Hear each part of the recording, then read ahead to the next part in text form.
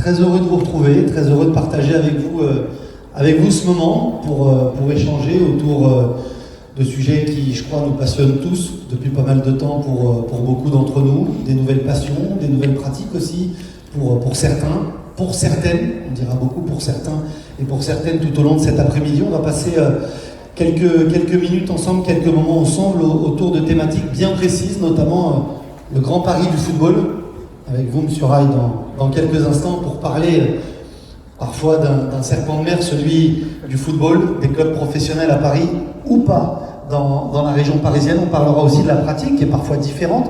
On a des gens de Paris, on a des gens de province, mais ce sera intéressant de voir et d'échanger sur la façon que Paris, tout entier, à quelques mois des Jeux Olympiques, a à sa manière la pratique du football. On parlera des talents dans le football, pas seulement dans le football qu'on peut voir au quotidien. Ici, quand on se déplace, pas mal les réseaux sociaux, Internet, les nouvelles façons de consommer le football. Je suis bien placé pour en parler. Ça évolue et c'est bien que ça évolue comme ça et c'est bien que ça continue à évoluer.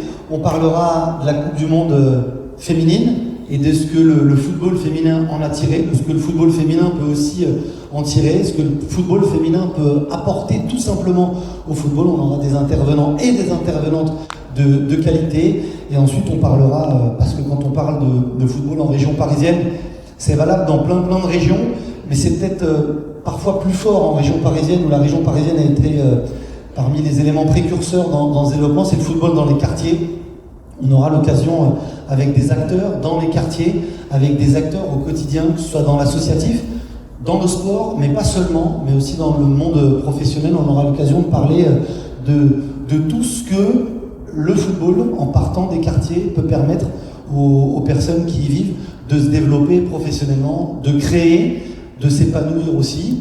Et on aura aussi et surtout l'occasion de partager pendant tous ces moments-là notre vision du football, votre vision du football, de grandir, d'apprendre, d'échanger, et pourquoi pas de se dire qu'il y a plein de choses à faire, et pas seulement dans le foot. On peut se servir du foot, et il peut être très utile dans plein de domaines.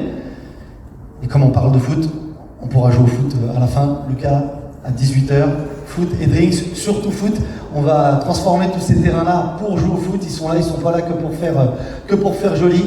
On pourra jouer, il y aura des challenges, de la précision, des filets, mais aussi crossbar challenge. On a mis des petits instruments pour passer un moment foot ensemble, ce qui nous réunit tous, et on pourra finir cette journée avec un petit verre. Oui, vous voyez, il y a des lots à gagner, des maillots Adidas à gagner pour ceux qui seront les plus précis.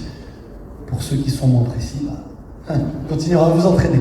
Alors, on va commencer avec celui par qui on est obligé de commencer, M. Rai, s'il vous plaît, si vous pouvez nous rejoindre sur cette scène pour échanger. Voilà le micro.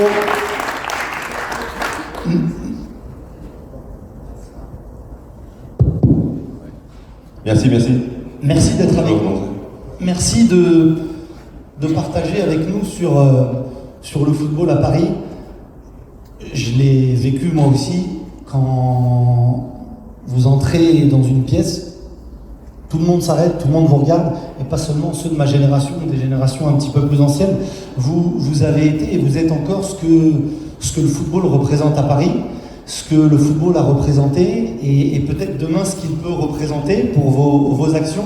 Mais la première question que je voudrais vous poser, c'est non pas du Grand Paris, mais tout simplement, que représente pour un étranger, pour un Brésilien qui vient de Sao Paulo, pas n'importe quel endroit au Brésil, que représente Paris et le football pour vous? Quand vous êtes arrivé et aujourd'hui, comment vous l'avez vu évoluer?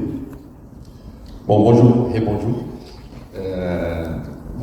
Je peux me considérer aussi quelqu'un d'être privilégié, non seulement la chance que j'ai eue de venir à Paris, d'avoir cette expérience. J'ai passé 5 saisons ici, 5 années, moi, ma famille, donc dans la culture française, mais aussi par rapport au foot et la France, et surtout à Paris. Je suis arrivé, la France n'était pas encore champion du monde. Je suis parti, était déjà champion du monde contre le Brésil, 3-0. Vous êtes arrivé en tant que champion du monde et capitaine de l'équipe championne du monde. 94. Et donc j'ai pris la génération Zidane, Henry, qui démarrait, Dugarry, qui est à Bordeaux, que je vais prendre. Donc j'ai pris ces changements, et quand je suis arrivé, cette semaine, je parlais déjà à des émissions.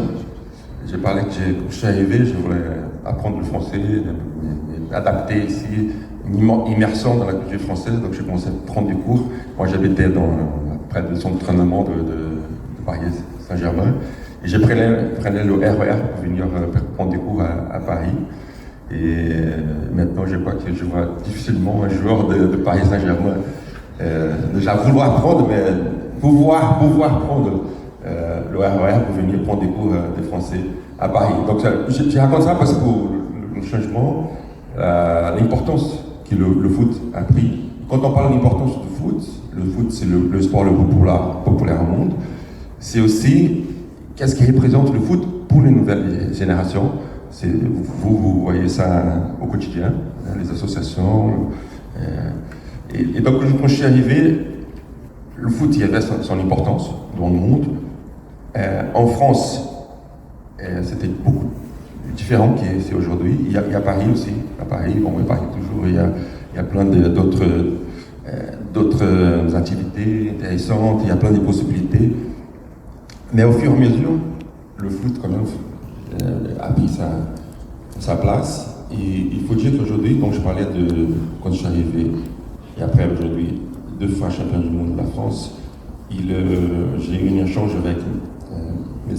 Wenger, qui aujourd'hui c'est un consultant où il travaille avec la FIFA. Et la région parisienne, c'est la région, je ne rappelle le chiffre pas exact, mais je pense que c'est 26 ou 27 joueurs qui ont joué la Coupe du Monde, donc 27 joueurs qui ont joué la Coupe du Monde, à comment jouer dans la région, dans le Grand Paris, dans la région parisienne. Et c'est beaucoup plus qu'à São Paulo, même peut-être beaucoup plus qu'au Brésil. Donc ça représente qu'est-ce que ça est devenu le foot, l'importance qu'a pris le foot à Paris, pour le sport professionnel, mais aussi pour des associations, pour la formation, pour le développement humain. Le parallèle qui est souvent fait entre Paris et Sao Paulo fait énormément plaisir aux habitants de la région parisienne. On avait très souvent la statistique qui disait que la plupart des joueurs professionnels dans les grands clubs européens, dans les grands championnats européens, venaient de Sao Paulo, une région que vous connaissez et dont vous venez rallier évidemment. Et aujourd'hui, il y a un vrai challenge avec la région parisienne. Ça, c'est pour les jeunes et ceux qui deviennent professionnels. Après, quand on regarde dans les clubs qui jouent au plus haut niveau au Brésil et qui viennent de Sao Paulo, et quand on regarde ceux qui viennent de Paris et qui évoluent en Ligue 1, il y a une énorme différence. Vous êtes du FC Sao Paulo, il y a les Corinthians, il y a Palmeiras, il y a Santos aussi, le club de Pelé et de Neymar. 4 grands clubs en première division, quand à Paris, la dernière fois qu'il y a eu 2 clubs en première division, c'était en 1990, avec le Paris Saint-Germain et le Racing Club de France. C'est loin, ça interroge. Vous qui avez connu les deux, comment vous l'expliquez et comment vous pensez que ça peut changer? Bon, ça peut changer parce que le Paris FC, le Paris Football Club va monter bientôt. On va pas déjà ambassadeur et actionnaire du Paris Football Club. On en parlera après. Oui, maintenant je suis ambassadeur de Paris Football Club. C'est un club qui fait un super travail. Antoine qui va parler tout à l'heure. Un travail sur des formations des jeunes, non seulement au foot, mais du côté éducationnel aussi. Mais c'est vrai qu'il y a une grosse différence. On a toutes les grandes équipes, une grande ville au monde, surtout au Brésil, il y a plusieurs clubs. Et c'est vrai que ça empêche parce qu'il y a de plus en plus de monde qui joue. Il y a un seul club avec beaucoup de moyens qui fait venir. Donc il n'y a pas beaucoup d'espace, il n'y a presque pas d'espace. Et ça, c'est un problème. Donc j'ai vu pas mal de joueurs parisiens qui sont partis. Thierry, qui est parti, qui est parisien, qui est parti ailleurs, qui ont commencé, ils ont fait sa carrière en dehors de Paris. Donc il y a de l'espace. Et je crois que c'est, à mon avis, c'est pour des supports, pour des projets comme ça commence comme ça. Donc Adidas, c'est un gros partenaire de plusieurs clubs pro qui est aussi avec les associations. Je crois qu'au fur et à mesure, les clubs commencent, les clubs des quartiers, comme à Londres, tous les clubs, ils sont clubs des quartiers à l'origine. Donc je crois que c'est une question culturelle. Vous y croyez? Vous croyez pas seulement au PFC, vous croyez qu'il peut y avoir d'autres grands clubs au plus haut niveau à Paris? Et je crois que si le PFC, par exemple, réussit, et ça va encourager d'autres. Il y a aujourd'hui le Red Star, c'est le leader de national. Le national. Et je vois dans notre futur proche, parce qu'il y a aussi il y a autant de monde qui joue, qui s'intéresse pour le foot. Futur très proche, Paris peut avoir trois clubs, ça va changer complètement ce scénario. Vous étiez un joueur atypique et c'est peut-être pour ça que vous avez fait partie des plus grands joueurs qui ont joué dans notre championnat et qui ont remporté autant de trophées avec leur sélection et sûrement la plus belle des sélections. Mais vous avez un parcours atypique aussi dans votre formation. Vous êtes parti très tard. Aujourd'hui, et notamment en région parisienne et ailleurs, je sais qu'il y a plein de personnes qui travaillent dans les clubs au quotidien avec des jeunes, pas seulement à Paris.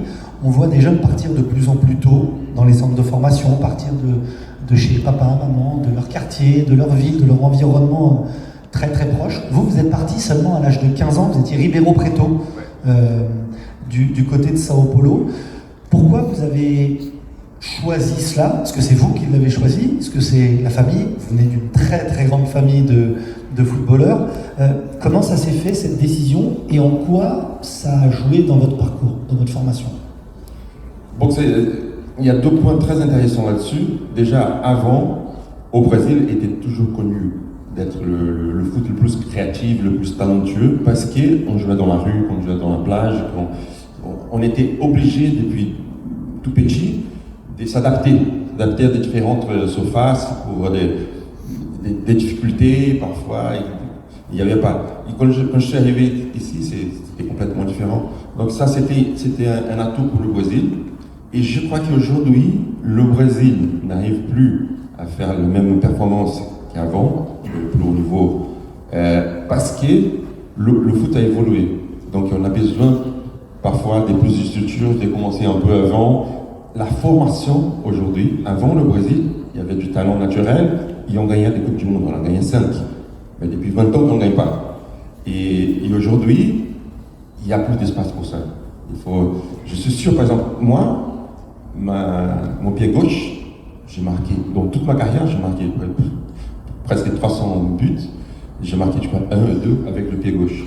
Un joueur de très haut niveau, il faut qu'il frappe avec les deux pieds, tout ça. Est-ce que ça n'a pas dénaturé le football que vous avez connu, et le football brésilien, je parle, ce football qui était fait d'instinct et de créativité?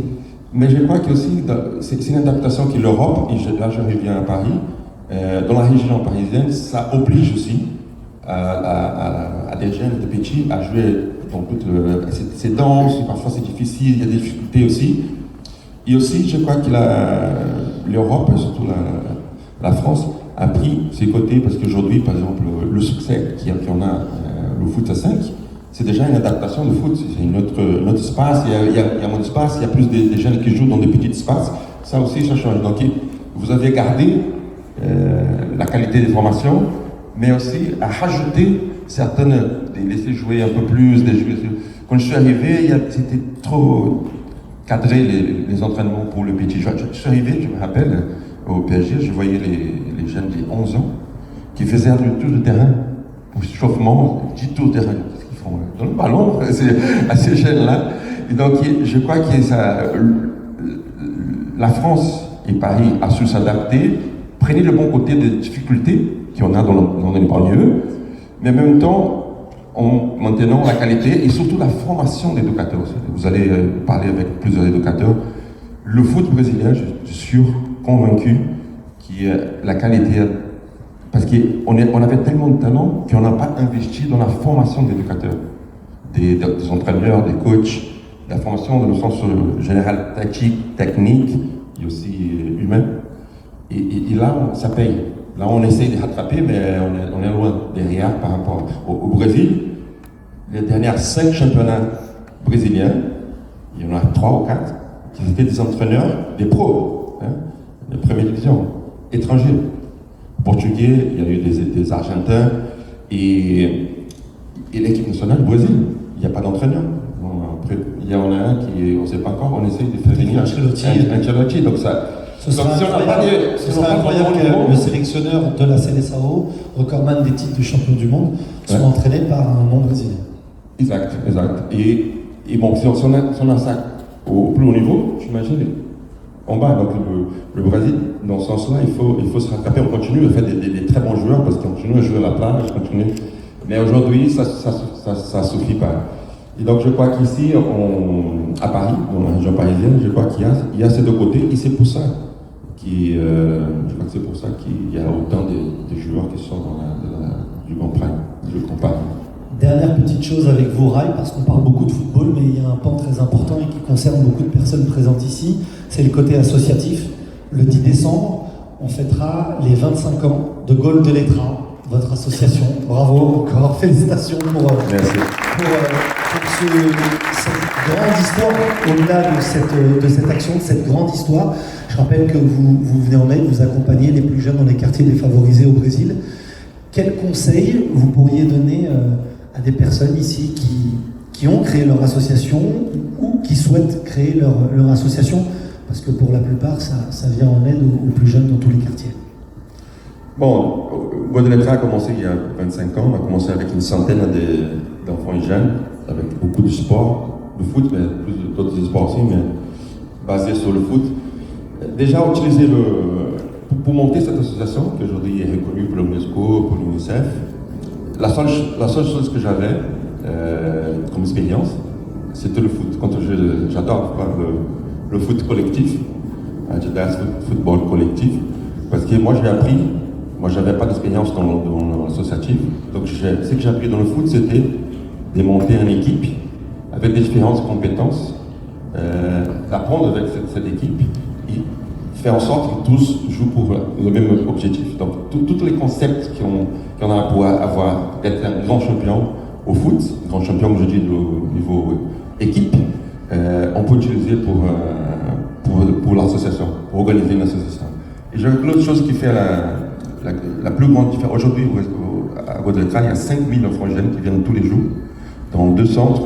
Et on fait des images dans notre méthodologie aussi, donc on a su comment une stratégie pour toucher encore plus de monde. Plus de 25 000 enfants et jeunes sont déjà passés dans nos centres, et 5 000 qui viennent tous les jours. Et je crois que la grosse différence du succès de notre travail, bon, il y a 2 choses. Une, il faut savoir gérer. C'est que le jeune, le petit, qui a parfois l'illusion de devenir. On sait que c'est difficile, donc de travailler ces côtés-là, ils vont pas. Une toute petite partie qui va devenir un joueur pro, ça c'est une chose qu'il faut travailler depuis le départ. La frustration, travailler cette frustration. Et à part ça, je crois que cette proximité avec la communauté et surtout les familles, pour nous, Gol de Letra, c'est tout ce qui a fait toute la différence. La réussite d'un travail associatif, c'est le rapport avec l'environnement de jeunes et la proximité avec les familles et les institutions du quartier. Pour moi, c'est ce qui a fait toute la différence chez nous, au moins. Merci beaucoup. Merci pour ce moment de partage. Merci d'avoir été avec nous. Je rappelle qu'il y a un match, c'est pas la PSG, mais vous l'avez bien connu, ce match entre Paris et le Real Madrid. Ce sera en Champions League féminine, avec le PFC.